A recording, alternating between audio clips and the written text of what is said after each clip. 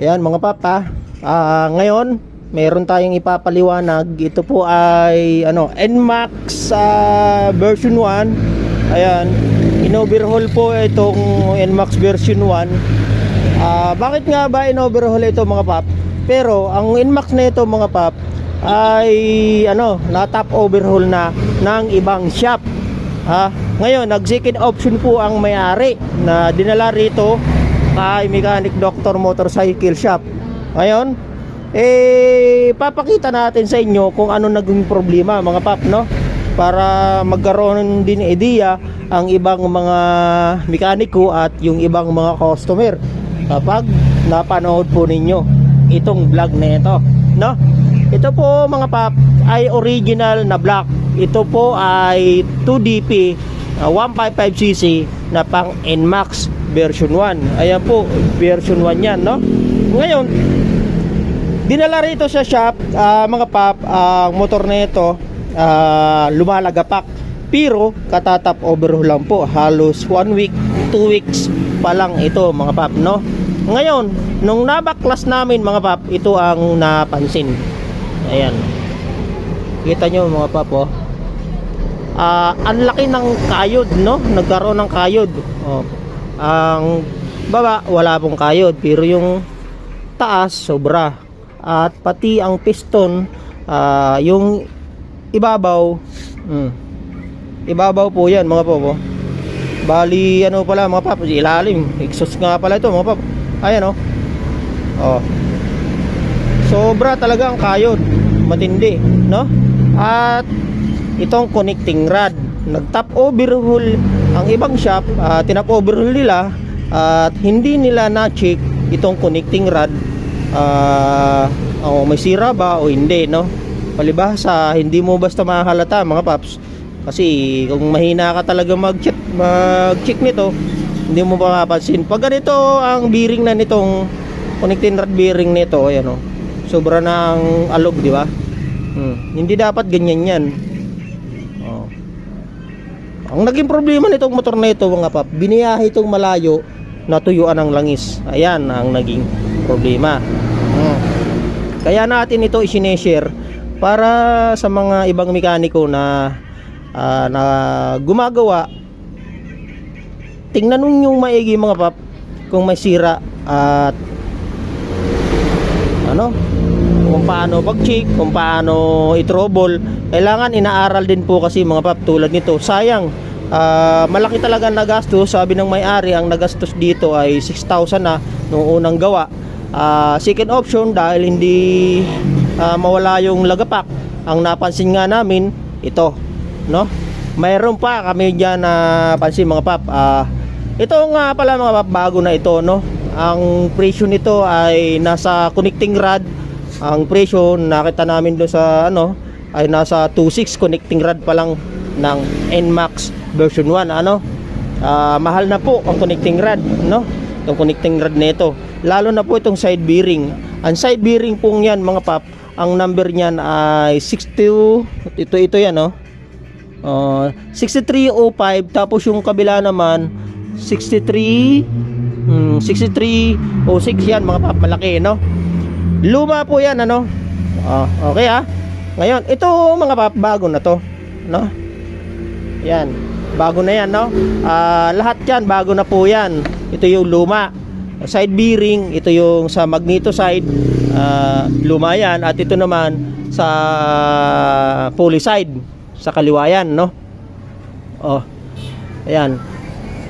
Crankshaft, po ito? Ito yung tinatawag na crankshaft, crankshaft left, no? Sa crankshaft right pala ito mga pap.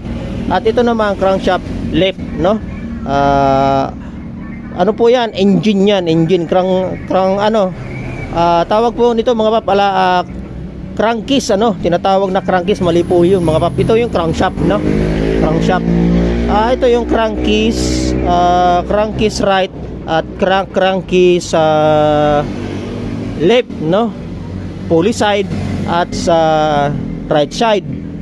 Kaya ako ito binablog para i-share sa ibang mekaniko at yung mga nag-aaral pa ng pagmimekaniko at sa mga customer na gumagamit ng mga NMAX, wag na wag po ninyong pababayaan ang change oil, no? Lagi nyo po i-check every key, 1 kiodo or 1.5 kiodo.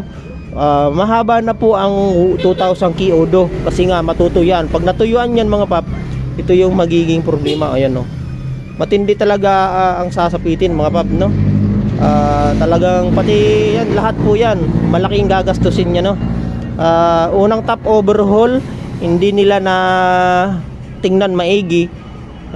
Kung talagang mahina ka talaga dito, mag-check ay talagang doble. Ayan mga papa, ito yung crankcase right, crankcase left. Uunahin muna natin tong crankcase right sa dito sa sa magneto. Ito dito po yung nakalagay yung magneto at yung stator. Ayan, nahulog na. Di ba? Ba't nahulog yan mga pap? Bakit nahulog? Ito ang pinakamatinding problem nito mga pap. Kaya ito hindi ngayon nabuo.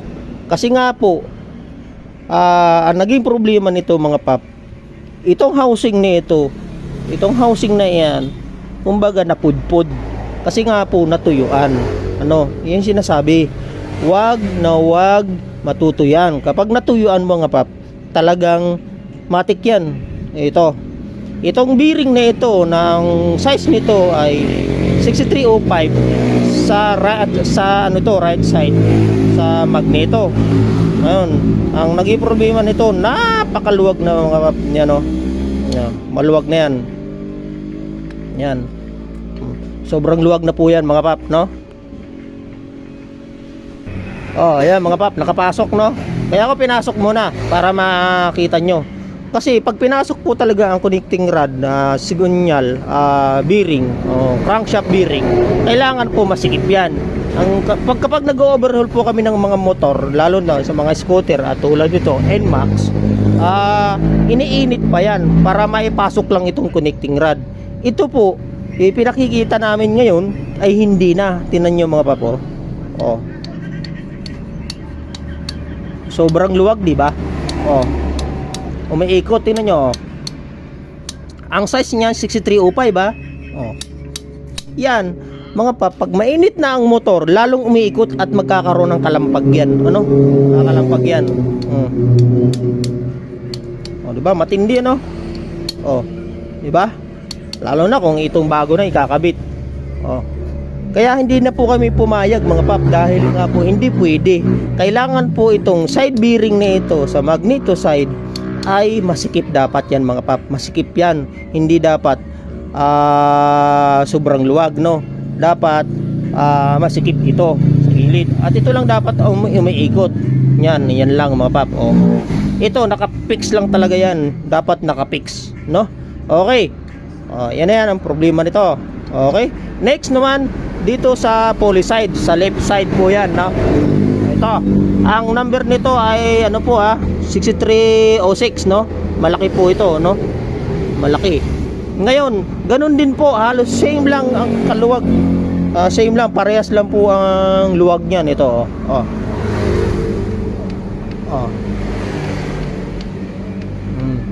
diba? Sobra mga paps. Kaya kailangan po talaga lagi nga alagaan sa langis. At dapat sure na ang langis mga pap, quality at magandang klase. Saka hindi talaga pwedeng 300 ml na lang or kailangan pa rin talagang i-check po yung mayroon po yung stick. Ayun yung stick yan may level po yan mga pap. Kailangan nyo weekly check yan. Kapag yan hindi na naabot yung stick, ibig sabihin sobrang baba na ang level ng langis. Kailangan niya puno. Puno. Para nagsisirculate sa loob ang langis, no? Para nababasa yung bearing, Tulad nito ay talagang wala na ito mga pap. Ang gagawin dito mga pap, replace or tataniman ng housing. Yan, housing yan, no? Tulad nito, ito nga may housing. na problema, maluwag na rin. Ano? Maluwag na. Kaya wala na rin talaga mga pap. Talagang kailangan na rin talaga i-replace uli or dagdagan uli ng ano to. O kaya magpapalit ng buong engine, no? Ito. May mga diskarte rito, mga machine shop mga pap, kung paano yan didiskartehan. Sila na po ang may alam diyan kung paano ito gawin, no? Tataniman, lalakihan o tataniman to, lalagyan ng housing, no? Para fix na fix. Kailangan po kasi mga pap, ito fix na fix yan, no? Hindi maluwag. Ito matindi ito mga pap, no? Babala ko rito mga pap, kailangan alagaan sa change oil, weekly check, every 1.5 or 1-2 kilodo palit ng langis, no? At number 1, weekly o every Sunday, kailangan po mag-check ng stick level, yun, stick level ng gear oil, engine oil, no? Para hindi matulad nito mga pap. Matindi to ang gastos nito mga pap. Estimate ko rito, gagastos dito ang may-ari ng 10,000 to 15,000 mga pap sa motor na ito. Kaya kung malala pa at hindi na kayang solusyonan o repace yan o hindi na kayang i-repace, bibili talaga ng isang buong engine. Ayan. Yan, sobrang luwag, di ba? Yan, isang buong engine. Yan ang problema mga pap. Ayan mga pap, sana ay maintindihan nyo ang mga sinabi ko. Pakinggan nyo lang po mga pap, paliwanag natin sa mga nagmomotor.